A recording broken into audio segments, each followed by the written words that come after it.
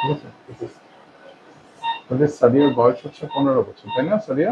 হ্যাঁ। আচ্ছা, সাদিয়ার আগে একটা কান অপারেশন হয়েছে, বাম কান।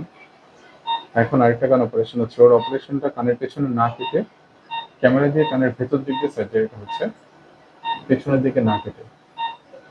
তো এই অপারেশনটা শুধু কান অবশ করে করা হচ্ছে। আমরা অপারেশনের সময় একটু রোগীকে জিজ্ঞেস করি আসলে সে আসলে কেমন শুনতে পায়, একটা প্রাইমারি অ্যাসেসমেন্ট। ভালো শুনতে পাওয়া মানেই যে সেটা আসলে পরবর্তীতে ভালো থাকবে ওরকম বলার কোনো সুযোগ নেই। আবার পর্দার অপারেশন মানেই যে সেটা শতভাগ সাকসেসফুল সেটাও বলার সুযোগ নেই। তবে অপারেশনে মোটামুটি শতকরা 90 থেকে 92 ভাগ মানুষ ভালো হয়, পর্দাটা জোড়া লেগে যায়। কিন্তু 8 থেকে 10 ভাগ মানুষের ক্ষেত্রে পর্দা জোড়া লাগে না, সেরকমটা হয়। একটা কানের পর্দায় যদি ছিদ্র থাকে, সাধারণত রোগীরা কানে কিছুটা কম শুনতে পায়, এটাই স্বাভাবিক। কিন্তু সব থেকে কমন কমপ্লেন হচ্ছে কান থেকে মাঝে মাঝে পুজ আসা। এটা হচ্ছে সব থেকে কমন কমপ্লেন। যতবার কান থেকে পুজ আসবে, যতবার ইনফেকশন হবে, রোগীর কিছু কিছু করে শ্রবণ শক্তি হারানোর একটা সম্ভাবনা থেকে যায়।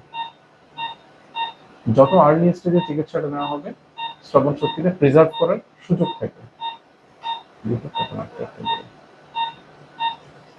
কিন্তু শ্রবণ শক্তি যদি অনেক বেশি কমে যায়, তখন আসলে সেটাতে পর্দার অপারেশন করে খুব একটা কাজ হয় না।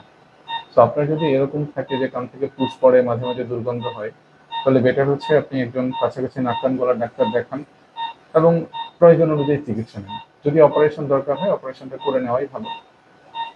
তাতে করে ফিউচারের খারাপ কিছু হওয়ার সম্ভাবনা অনেক কম থাকে এবং শ্রবণ শক্তি হারানোরও সম্ভাবনা কমে যায়। ধন্যবাদ। আসসালামু আলাইকুম।